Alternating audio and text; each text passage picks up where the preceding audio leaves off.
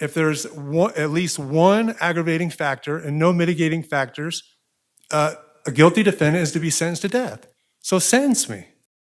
This was just a horrible crime. And today in Maricopa County Court, a man accused of crucifying a New River pastor, very well liked up there, asked that he be put to death. Adam Schief has admitted he murdered the man for religious reasons. 12 News journalist Sean Rice is here now with more on how this hearing went. And Sean, it's not every day that someone asked to be executed right in open court. First time I've heard it, and there's a first for everything, and unfortunately this is a first for killing pastors for religious reasons. As Troy said, just an awful crime. Adam Schief expressed annoyance over how long this court process is taking, now 10 months after he was arrested for killing New River pastor Bill Schaineman. Today, Schief claimed he has no mental health problems and is very aware of the consequences of his actions. He admits that he committed this crime and this murder, and he wants to be put to death for it. Pastor Bill was found dead inside his home last April. He led the New River Bible Church for decades. Adam Schief admits to traveling from California here to Arizona with plans to kill religious leaders all across our state. In a jailhouse interview with 12 News and other media outlets, he says he killed Bill in his home and crucified him on his own bedroom wall. He said he placed a crown of thorns on the top of the pastor's head. Just awful. He admitted, or he was indicted rather, on a first-degree murder charge, and the county attorney's office last fall filed an intent to seek the death penalty. Now, today, Schief tried to plead no contest, allowing sentencing to happen without a formal admission of guilt. The prosecution objected. Then Schief offered to plead guilty. He outlined in detail all of the reasons why he wants this court process to be over. He provided no defense for his actions. And we're dragging this out in the interest of justice. What about the victims' families? What about me? What about my family? We want closure so we can move on with our lives. You know, what I did was for naught because nobody could hear a word I'm saying. I don't have any mental health issues. I disagree entirely. There was a time in my life where I had drug addiction issues, but I conquered that.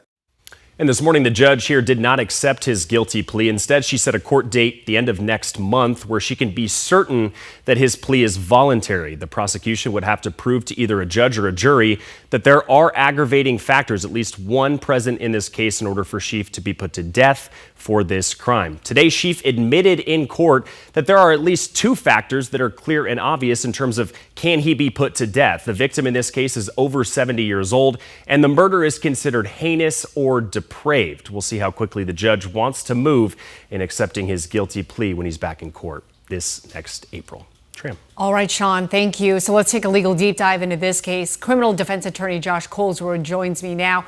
Why wouldn't the judge accept his guilty plea? I mean, clearly you just heard there, he seemed pretty convincing.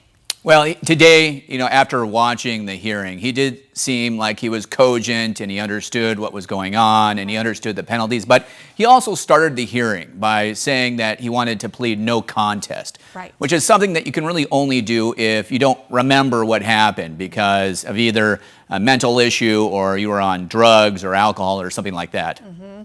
Okay, but then from no contest to I'm guilty.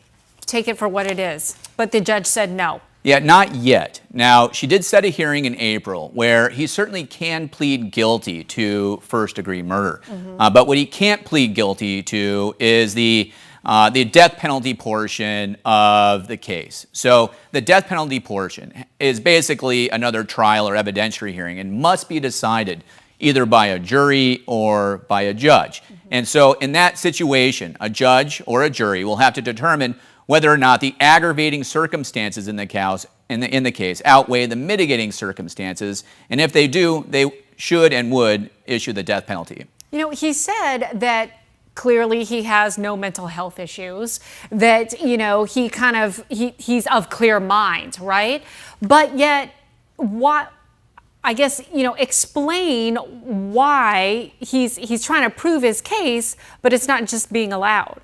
Well, he's also made statements that some would say don't sound necessarily very normal. For example, he said that he wants the death penalty because you can't really kill the Son of God, stuff like that.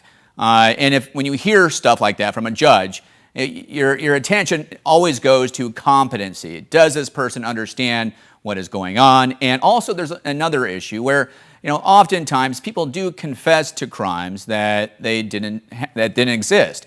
And that can happen when somebody has some mental issues. Also, if there are unethical questions and techniques a detective is using, such as in the Temple murder case, someone can give a false confession. Right, and they just surrender because they're just tired of being beat down. Exactly. But isn't the legal process in and of itself already so laborious and so lengthy and so drawn out anyways? It is, both for the defendant and for the victim's family. And what I always tell my clients is that the process is part of the punishment.